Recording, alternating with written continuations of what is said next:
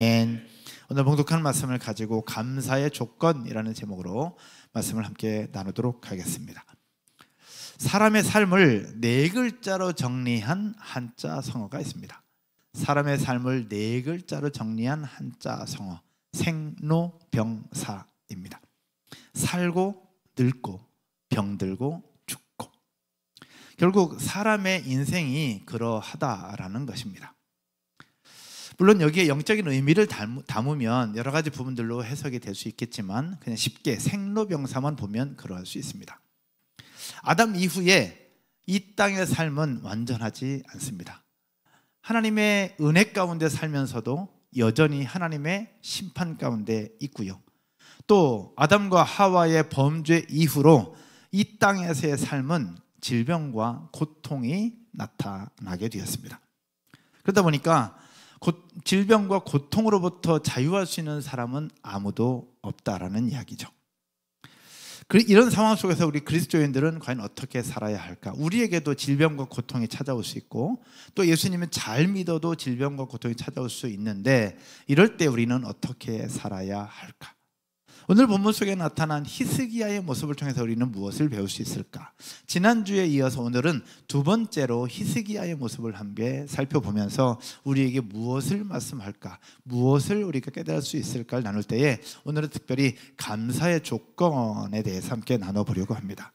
첫 번째, 감사의 조건은 무엇이냐? 따라서 한번 해볼까요? 고난도 감사의 조건이다. 첫 번째, 고난도 감사의 조건이라는 겁니다.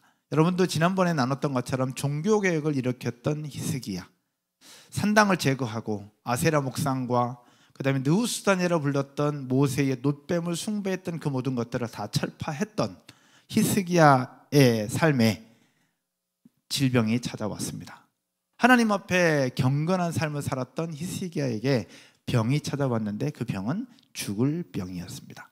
오늘 읽은 본문 1절에서 이야기를 하고 있는데 같이 한번 볼까요? 오늘 본문 1절에 이렇게 말씀합니다. 그때에 히스기야가 병들어 죽게 되며, 언제? 그때에입니다. 그때. 과연 그때가 언제일까? 잠시 후에 나누겠습니다. 아모스의 아들 선지자 이사야가 그에게 나와서 그에게 이르되 여호와의 말씀이 너는 집을 뭐하라? 정리하라. 네가 죽고 살지 못하리라 하셨나이다 라고요. 이사야가 그렇게 전합니다. 네가 죽고 살지 못할 것이다. 그러므로 너는 집을 정리하라. 여러분, 히스기야에게 죽을 병이 찾아왔는데 히스기야가 죽을 병에 걸렸을 때는 언제였을까? 성경은 그때라고 얘기를 하고 있습니다. 그때.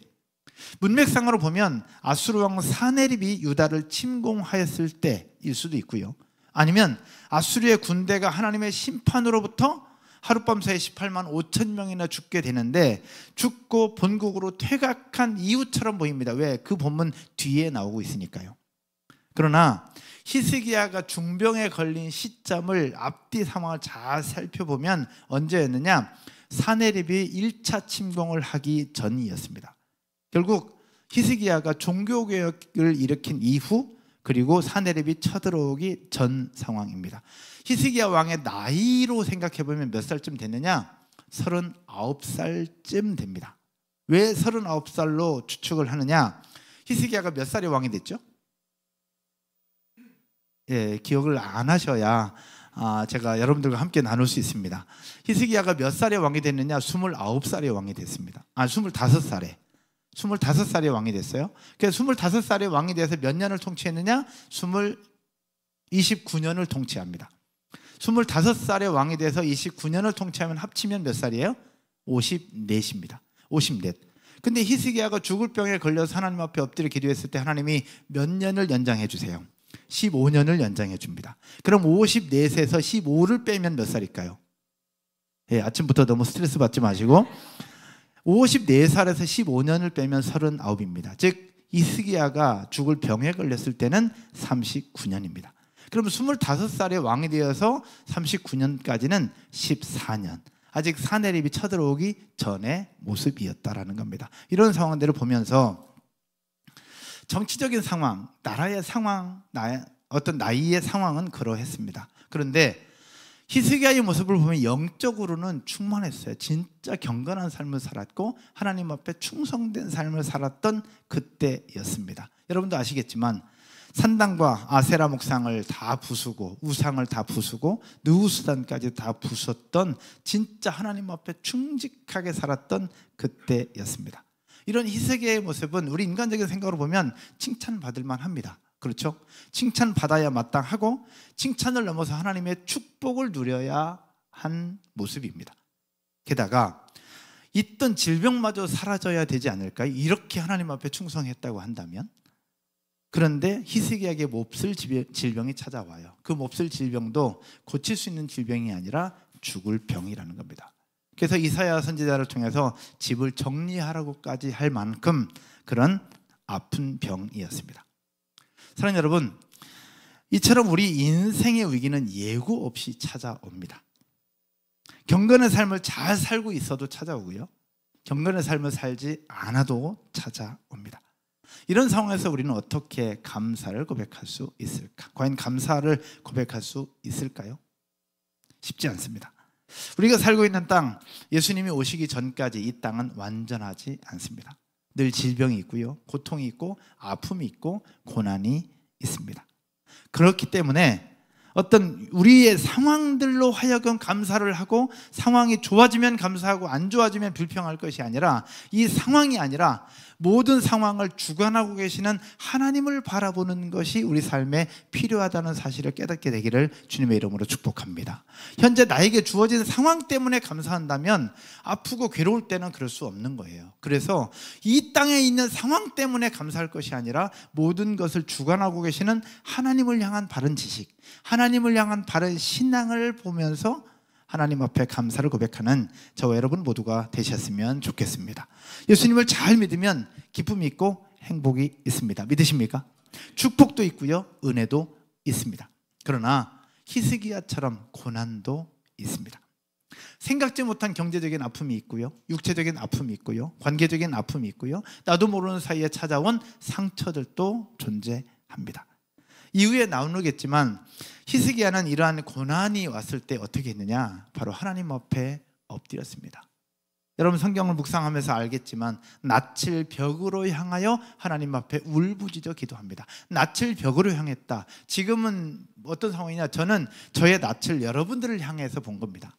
그럼 여러분들을 향해서 본다는 얘기는 뭐냐? 여러분들의 모습을 보면서 하나하나가 다 생각이 나요.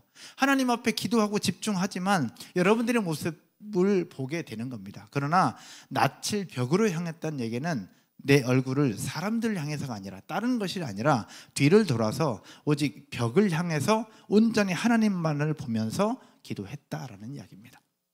결국 히스기야가 그렇게 하나님을 찾고 하나님의 은혜를 구할 때에 하나님은 그를 만나주셨고 그를 치료하시고 회복시키시면서 히스기야는 다시 하나님 앞에 은혜를 누리는 주인공이 될 수 있었다라는 겁니다.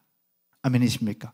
그래서 히스기야에게 찾아온 갑작스런 그 고난, 너무 큰 고통이었고 너무 큰 아픔이었지만 하나님의 은혜를 누리는 또 하나의 감사의 통로가 될 수 있었다라는 겁니다. 그래서 고난도 감사의 조건이 된다라는 사실입니다. 할렐루야. 제가 알고 있는 한 권사님이 계십니다. 한 권사님은 원래 처음에는 예수님 믿지 않았습니다. 예수님 믿지 않았는데 자기 자녀가 하나 있는데 자녀가 대학 진학 계속 실패를 하는 겁니다. 그래서 시험을 보고 재수를 하고 결국 삼수를 한 끝에 드디어 대학에 들어갔습니다. 그럼 너무 기쁘고 너무 행복해야 되잖아요. 그런데 너무 기쁘고 너무 행복한 것도 잠시, 한 학기 다니던 얼마 지나지 않아 이 자녀에게 질병이 찾아옵니다. 그 병을 고치기 위해서 이리 뛰고 저리 뛰고 여기 다니고 이 병원 다니고 해도 그 원인을 알 수 없고 해결할 방법이 없었습니다. 그러던 중에 옆에 동네에 있는 다른 교회를 다니는 권사님의 추천을 받고 하나님을 찾아봐, 교회를 가자, 예수님을 믿어서 같이 기도하자 라는 그 말에 지푸라기라도 잡는 심정을 가지고 이 어머니가 교회를 다니기 시작을 했고 기도하기 시작했습니다. 그런데 기도하면서 결국 놀랍게 그 원인을 찾게 되고 그 원인을 잡으면서 그 자녀가 질병으로부터 해결이 돼요. 그러면서 건강하게 잘 자랍니다. 지금은 결혼해서 아이를 둘 낳고 잘 살고 있어요. 그러면서 그 순간 이 어머니는 교회를 다니기 시작하고 하나님을 은혜를 누리면서 지금은 권사님이 되셨어요. 결국 이 가정에 찾아온 자녀들에게 찾아온 아픈 질병, 이것은 이 가정을 다시 살리고 이 권사님을 다시 살리는 축복의 통로가 될 수 있었다라는 거죠. 그래서 고난도 감사의 조건이 된다라는 이야기입니다. 한 CBMC 사장님이 계십니다. 이 사장님은 승승장구하셨습니다. 잘 하셨습니다. 돈도 많이 버셨고요. 또 하는 일들마다 프로젝트마다 잘 되셨습니다. 그런데 어느 날 회사에 불어닥친 고통이 있었습니다.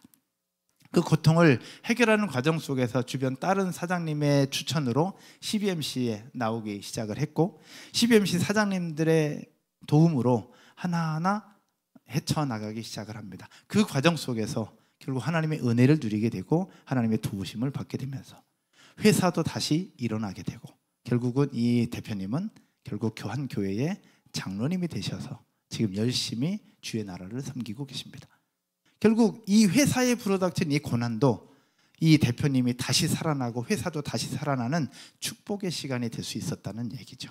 결국 이처럼 고난도 감사의 조건이 된다는 사실 기억하기를 주님의 이름으로 축복합니다. 저의 형의 이야기도 있습니다. 저의 큰형, 지금은 목사님이신데요, 저희 큰형님은 예수님 믿지 않았습니다. 그런데 젊었을 때 못 먹고 집이 가난하고 어렵다 보니까 어떤 일이 있었느냐, 이 위장병이 생기면서 이 위장병이 해결이 안 되는 거예요. 그래서 그때 옛날에 저도 기억나는 것은 겔포스라고 하는 그 약을 늘 달고 살았어요. 근데 이 겔포스라는 약을 늘 달고 살았는데도 이 위장병이 해결이 안 되는 거예요. 그러다가 누군가의 추천을 받고 교회를 다니기 시작하고 예수님 믿기 시작해요. 근데 어느 날 성령께서 형의 위장을 만지기 시작하셨어요. 그래서 어느 순간에 그렇게 겔포스 달고 살던 그 형의 위가 깨끗하게 치료함 받고 그 은혜를 힘입어 제 형님이 신학을 공부하기 시작했고, 지금은 이제 목사님이 되셔서 제 수원 쪽에서 목회를 하고 계십니다. 저희 형에게 찾아온 위장병, 그것은 너무 큰 고통이었지만 결국 형의 인생을 바꾸는 축복의 통로가 되었고 감사의 조건이 될 수 있었다라는 이야기죠. 사랑하는 여러분, 우리에게 찾아온 수많은 어려움들이 있습니다. 수많은 간증들 속에 결국 간증들이 언제 나타날 때가 많냐? 고난을 통해서 나타날 때가 참 많습니다. 여러분의 삶을 통해서도 보면 생각지도 못한 상황에 부르닥친 고난 속에서 많은 간증들이 나오게 되는데요, 이런 간증들이 혹 있다면 함께 많이 나눠주시고 그런 은혜를 많이 선포하기를 주님의 이름으로 축원드립니다. 하지만 쉽지 않습니다. 고난이 찾아왔을 때, 갑작스러운 고난이 찾아왔을 때 감사를 고백한다, 쉽지 않습니다. 그럴 때 우리가 해야 될 것은 무엇이냐? 따라서 한번 해볼까요? 갑작스러운 상황, 갑작스러운 고난, 그때 우리가 할 일은 감사가 아니라 하나님을 찾는 것이다. 하나님을 찾으십시오. 하나님을 찾으면 그것이 감사가 되고, 하나님을 찾으면 그것이 감사가 되는 것을 넘어 치유와 회복의 역사들을 보게 될 줄로 믿습니다. 히스기야가 고난 속에 하나님을 찾았을 때 놀라운 하나님의 은혜를 누릴 수 있었던 것처럼 갑작스럽게 불어닥친 그 속에 변함없이 하나님을 찾고 하나님을 의지할 수 있는 저와 여러분 모두가 되시기를 주님의 이름으로 축복합니다. 두 번째는요, 고난도 감사의 조건이 되지만 우리가 언제 제일 감사하냐? 기도한 것이 응답되었을 때 감사를 고백합니다. 그래서 응답도 감사의 조건이다라는 겁니다. 따라서 할까요? 응답이 감사의 조건이다. 오늘 본문 2절과 3절 말씀 함께 한번 보겠습니다. 2절과 3절에 보면 히스기야가 낯을 벽으로 향하고 여호와께 기도하여 이르되, 그러면 3절 여러분이 한번 읽을까요? 온라인으로 예배하시는 분들도 함께 읽겠습니다. 여호와여 구하오니 내가 진실과 전심으로 주 앞에 행하며 주께서 보시기에 선하게 행한 것을 기억하옵소서 하고 히스기야가 심히 통곡하더라. 아멘. 죽을 병에 걸려서 죽을 것이라는 말씀을 받았던 히스기야, 그는 낯을 벽으로 향하여 기도하며 하나님 앞에 엎드립니다. 그리고 심히 통곡하며 하나님 앞에 기도합니다. 이런 히스기야의 모습은 온전히 하나님 앞에 맡기겠다라고 하는 의미입니다. 다른 세상 것을 구하는 것이 아니라 온전히 하나님 앞에만 내가 엎드리겠다고 하는 이의 고백이었습니다. 그런데 조금 아까 봤던 것처럼 히스기야가 고백했던 기도의 내용이 뭐예요? 한번 띄워주실까요? 3절 띄워주시면 그가 기도했던 기도의 내용이 바로 이것이었습니다. 뭐냐? 그동안 내가 어떻게 행했는지 하나님 아시지 않냐?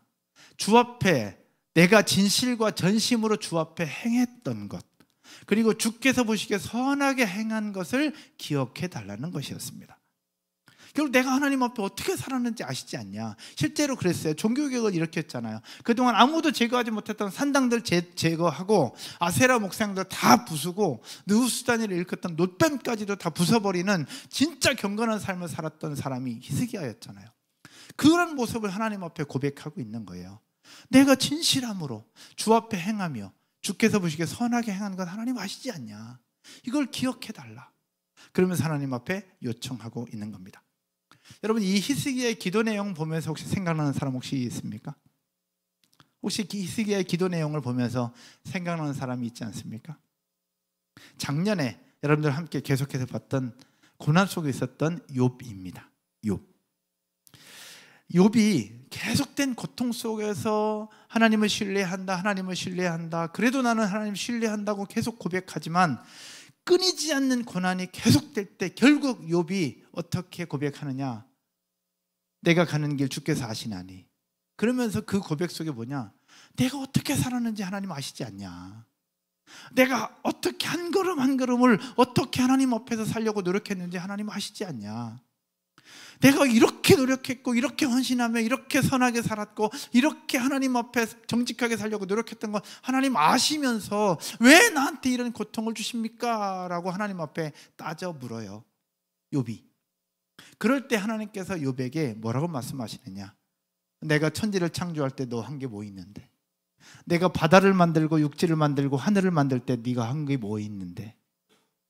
네가 지금 살아있는 것 자체가 은혜요, 네가 숨을 쉬는 것 자체가 은혜요, 네가 현재 살아 있을 수 있는 것, 이렇게 기도할 수 있는 것 자체가 은혜임을 너는 왜 모르느냐라고 이야기를 합니다. 결국 네가 뭔가를 해서 존재할 수 있는 게 아니라 네가 살 수 있도록 은혜를 베풀어준 존재가 바로 나였기 때문에 네가 그럴 수 있는 거다라고 욥에게 가르쳐 주셨고, 욥은 그 하나님의 말씀에 겸손하게 엎드려 회개합니다. 그 이후에 욥의 모든 삶을 바꾸어 주셨던 것을 우리가 함께 묵상하며 보았습니다. 결국 욥이 뭔가를 해서 되는 것이 아니라 욥에게 베푸신 하나님의 은혜를 가르쳐 주셨는데, 오늘 히스기야의 기도 역시 그러해요. 히스기야의 기도, 주께서 보시기에 선하게 행한 것을 기억해 달라는 것, 어떻게 보면 인과응보적 시각이었죠. 인과응보적 시각. 욥도 인과응보적 시각을 가지고 하나님 앞에 요청했더니 하나님이 인과응보 아니다, 내가 너에게 베푼 절대적 은혜인 거지 인과응보로 되는 것이 아니다라는 것인데, 오늘 히스기야도 똑같이 그렇게 요청하고 있는 거예요. 인과응보적 시각으로 하나님 나를 좀 봐달라라고 얘기하는 거예요. 그러면 욥에게 그랬던 것처럼 하나님은 히스기야에게도 그런 거 아니야 라고 얘기할 수 있지만, 하나님은 히스기야의 기도를 다 들어 응답해 주십니다. 그럼에도 불구하고 그의 기도를 들어주세요. 그를 치료하시고 그의 생명을 15년이나 연장시켜 주시고, 그 증표로 해의 그림자가 10도나 뒤로 물러가는 기적을 보여주시면서 확증해 주셨습니다. 할렐루야. 얼핏 보면 히스기야가 하나님 앞에 드렸던 경건의 모습 때문에 하나님이 응답하신 것처럼 보이지만, 이건 그가 경건한 삶을 살았기 때문에 응답하신 것이 아니라 욥에게 말씀하신 것처럼 전적인 하나님의 은혜였고 하나님의 주권이었음을 기억하기를 주님의 이름으로 축원드립니다. 히스기야가 아무리 경건하게 살았어도 하나님이 안 된다 하면 안 되는 것이고, 부족해도 하나님이 된다 하면 되는 거예요. 이런 하나님의 절대 주권 앞에 겸손함으로 나아가는 저와 여러분 모두가 되기를 주님의 이름으로 축복합니다. 그렇다면 오늘 우리의 삶에서 히스기야처럼 기도하면 될까요? 히스기야처럼 기도하면 나을까? 그럴 수 있습니다. 여러분, 기도하면 낫습니다. 할렐루야. 여러분, 기도에서 나아본 경험 혹시 있지 않으십니까? 기도에서 뭔가 나아본 경험 혹시 있으세요? 있으시면 손 한번 들어봅시다. 기도했을 때 하나님 나에게 응답 주셨고 치료하셨고 회복시켜 주셨다. 있어요. 여러분 둘러보세요. 기도하면 하나님 응답 주시고 회복시켜 주십니다. 할렐루야. 그러므로 기도하십시오. 응답을 경험하게 될 줄로 믿습니다.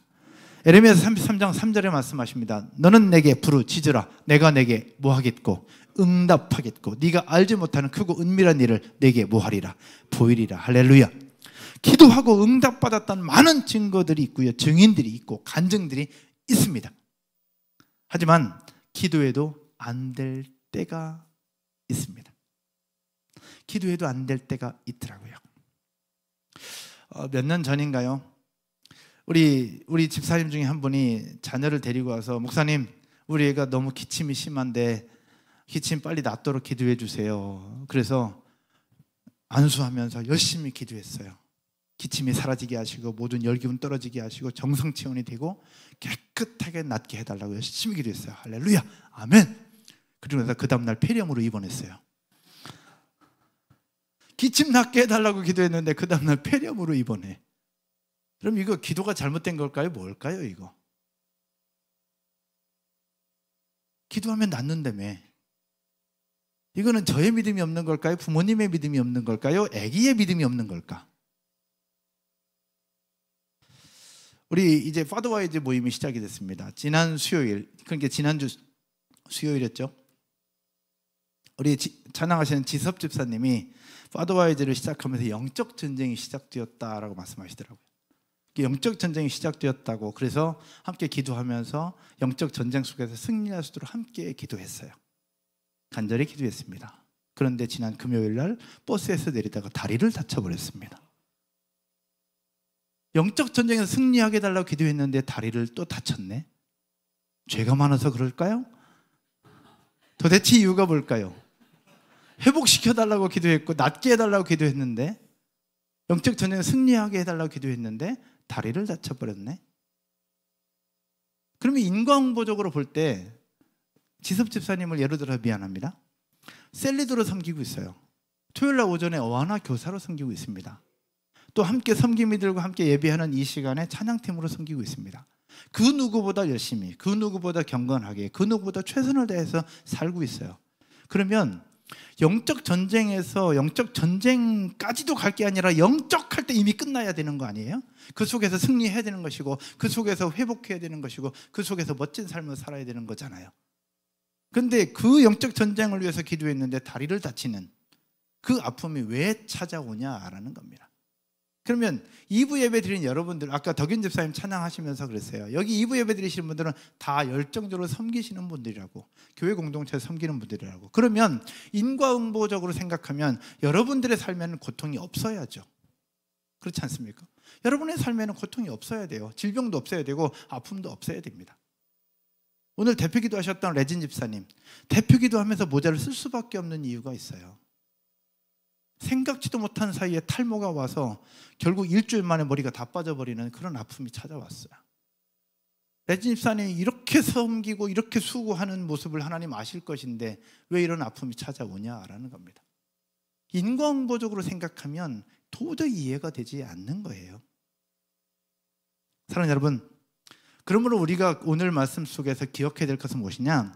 주의 일하심과 주의 능력을 우리 믿음과 경건의 양으로 접근하지 마시라는 겁니다. 하나님의 일하심에 대해서 우리의 믿음이 어떠하냐, 또 경건의 양이 어떠하냐에 따라서 생각할 수 있는 것이 아니라는 얘기입니다. 인과응보적 시각으로 접근하지 마시고요. 또 하나, 하나님의 보좌를 움직이는 기도처럼 뭔가 결과를 얻어내려고 하나님을 붙잡고 흔들지 마시라는 겁니다. 하나님이 우리가 붙잡고 흔든다고 흔들릴 뿐이 아니라는 거예요. 단 하나, 그렇다고 해서 아무것도 하지 말라는 얘기는 아닙니다. 예배해야 되고요, 경건한 삶을 살아야 됩니다. 큐티하고 말씀 보고 헌금하고 섬기고 교사로 공동체 세워가는 경건의 삶은 당연히 있어야 되는 겁니다. 그러나 그 모든 것들 속에 우리에게 필요한 것은 무엇이냐? 따라서 한번 해볼까요? 온 세상을 주관하시는 하나님의 주권 앞에 겸손하게 나아가는 것이고, 고난이 오든 응답이 오든 감사를 고백하는 삶, 이것이 하나님이 우리에게 원하시는 것임을 기억하기를 주님의 이름으로 축복합니다. 그래서 기도하는 것은 우리의 영역이지만 응답하시는 것은 하나님의 영역입니다. 기도하는 것은 우리의 영역이고 응답하시는 것은 하나님의 영역이라는 겁니다. 그러면 셀 모임을 할 때 기도가 필요할 때가 있습니다. 그리고 기도할 때가 많은데요, 기도가 필요하고 기도할 때 합심으로 기도하십시오. 합심으로 기도할 때에 하나님은 응답하실 것이고 치유하시고 회복시켜 주실 줄로 믿습니다. 혹시 리더들 계시죠? 리더들은 셀 모임 할 때 함께 기도할 때에 두려워하지 말고 담대함으로 선포하십시오. 기도했는데 응답 안 되면 어떡하지? 기도했는데 이거 해결 안 되면 어떡하지? 그런 두려움 때문에 포기하지 마시고, 기도하는 것은 나의 영역이고 응답하신 것은 하나님의 영역이라는 사실들을 기억하면서 히스기야가 낯을 벽으로 향하여 통곡하며 기도했던 것처럼 간절하게 기도하는 그 속에 하나님은 응답을 주실 것이고 치유를 주실 것이고 회복을 주실 것이며, 그 속에서 하나님의 감사를 고백하는 저와 여러분 모두가 될 줄로 믿습니다. 그래서 여러분에게 기도할 제목들이 있다면 당당하게 하나님 앞에 엎드려 구하십시오. 구하라! 주실 것이요, 찾으라 찾을 것이고 문을 두드리라 그러면 너에게 열릴 것이니라. 할렐루야. 여러분, 이 기도가 우리 모든 삶에 넘쳐날 때에 감사도 넘쳐나게 될 줄로 믿습니다. 그러므로 상황과 상관없이 주님과 동행하는 저와 여러분 모두가 되기를 주님의 이름으로 축원드립니다. 말씀의 결론을 맺으면서요, 감사의 조건, 응답받는 건 당연히 감사하죠. 그러나 때로는 응답이 아니라 고난이 오고 아픔이 찾아올 때도 감사의 조건이 될 수 있다라는 것, 이런 사실을 깨닫고 고백하기까지는 많은 시간과 훈련이 필요합니다. 저절로 되는 것은 아니고요, 시간과 훈련이 필요합니다. 어떤 훈련이냐? 따라서 한번 해볼까요? 하루하루 하나님의 말씀을 묵상하고 하나님 앞에 도움을 요청하고 하나님을 의지하는 삶, 이것이 우리의 삶에 훈련될 때 가능하더라고요. 이제 오늘 마도와이즈 신청을 또 했는데 마도와이즈 모임이 시작이 됐습니다. 첫 번째 주 말씀 묵상 중에 시편 말씀이 있습니다. 시편 119편 105절인데 같이 한번 읽을까요? 시편 119편 105절 말씀 같이 읽겠습니다. 주의 말씀은 내 발의 등이요 내 길의 빛이니이다. 아멘. 주의 말씀이 내 발의 등이고 내 길의 빛이다. 결국 이것은 무엇이냐? 어둠으로 표현되는 고난의 상황을 극복하고 헤쳐나갈 수 있는 방법이 바로 무엇이냐? 주의 말씀이라는 것을 우리에게 보여주고 있는 겁니다. 여러분 믿으십니까? 주의 말씀이 우리 발의 등이고 우리 길의 빛이 된다는 겁니다. 그런데 주의 말씀이 내 발의 등이고 내 길의 빛이라는 건 알겠어요. 그런데 성경을 보면 재밌는 표현이 있습니다. 단수로 표현되어 있어요. 단어가 내 발의 등이고 내 길의 빛이라는 이 단어가 단수로 표현되어 있어요. 왜 그럴까요? 주의 말씀이 내 길의 빛이고 내 발의 등이라면 우리 자동차 운전할 때 쌍라이트 키듯이 쫙 펼쳐져야 되는 건 아닐까요? 쫙 펼쳐져야 되고 앞이 환하게 돼야 주의 말씀을 묵상하면 내 길이 쫙 열리게 될 것 같은데 성경은 단수로 표현되어 있다는 겁니다. 왜 단수로 표현되어 있을까? 도대체 그 이유가 뭘까? 생각해보고 찾아보니 주의 말씀은 내 발의 등이 되고 내 길이 빛이 되는데 등이 어떤 등이냐? 희미한 등이야. 빛은 빛인데 희미해요. 그래서 이 등은 어디까지 비칠 수 있느냐? 내 바로 앞에만 비칠 수 있어요. 또 비추고 또 비추는 복수가 아니라 내 바로 한 발짝 앞에만 비칠 수 있는 단수로 표현되어 있다는 겁니다. 빛도 마찬가지. 빛은 빛인데 희미한 빛이어서 내 바로 앞에만 비칠 수 있어요. 그럼 어떻게 해야 되느냐? 2발 가려면 어떻게 해야 되냐? 2번 말씀을 묵상해야 되는 것이고 10걸음을 가려면 어떻게? 10번 말씀을 묵상해야 된다는 겁니다. 감사의 조건, 고난 때에도 응답 때에도 하나님 앞에 감사를 고백할 수 있는 이것은 하루아침에 되는 것이 아니라 한 발짝 한 발짝 한 발짝 한 발짝 그렇게 나아갈 때에 그 속에 하나님의 은혜를 누릴 수 있다는 것이죠. 그렇지 않으면 우리는 나갈 수 없는 연약한 존재라는 겁니다. 그러면 우리는 내 발의 등이요 내 길의 빛이 되시는 말씀을 묵상하며 주를 의지할 때 또 한 걸음을 내딜 수 있고 오늘 또 살아갈 수 있고 이번 한 주도 살아갈 수 있을 것입니다. 주의 말씀 앞에 오늘 또 한 걸음 내딛는 저와 여러분 모두가 되기를 주의 이름으로 축복합니다. 그리고 기도할 제목들이 있을 때 두려워하지 말고 기도하면 하나님 응답 주실 것이고 그 속에 놀라운 하나님 은혜도 주실 줄로 믿습니다. 자리에서 한번 일어나셔서 우리 찬양 하나 드리고 기도하십시다. 이 시간 드릴 찬양은 내가 누려왔던 모든 것들이라고 하는 은혜 곡입니다. 같이 고백하겠습니다.